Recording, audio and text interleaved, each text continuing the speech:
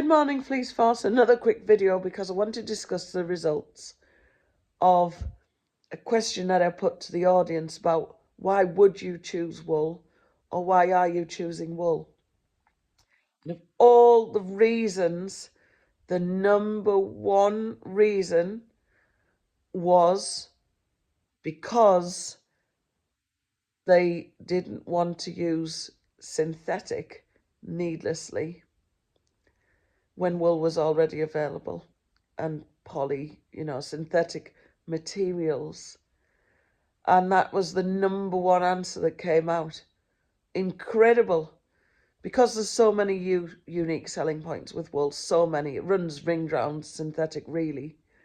But the number one reason is synthetic. And I have to say, that is just incredible, because people are starting to think, even if they're not currently using wool, they're perhaps following this page and considering it. That they're looking for the next opportunity to use wool.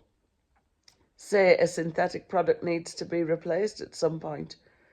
Are they going to put synthetic back in, or are they going to swap onto wool?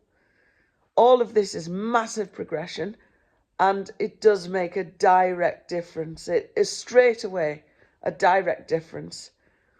I can't believe how much my wool mill has impacted this area.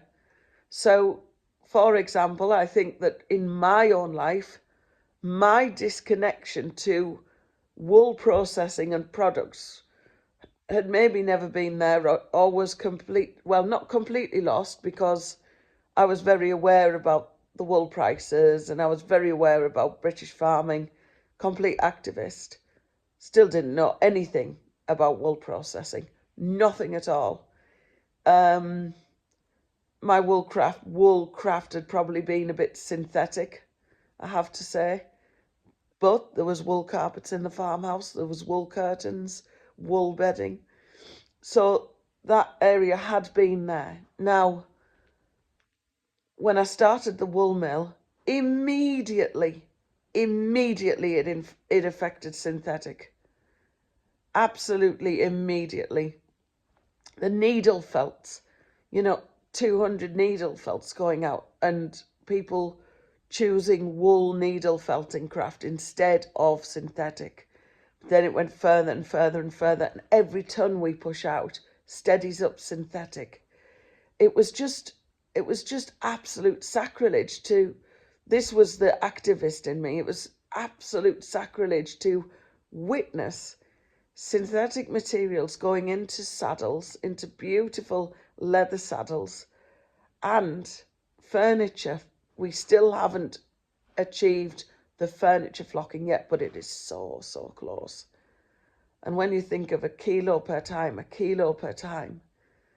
and if the flocking is old, you can either put it on the garden or you can safely burn it. You try and do that with synthetic material. It is so polluting.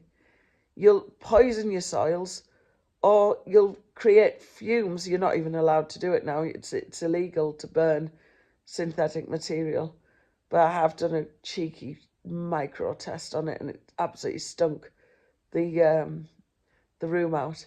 It was tiny as well, just a tiny bit of fibre, synthetic fibre in it. Fumes was terrible, and it boiled up like oil. Boiled up just like burning plastic. It was a cutting off a t-shirt.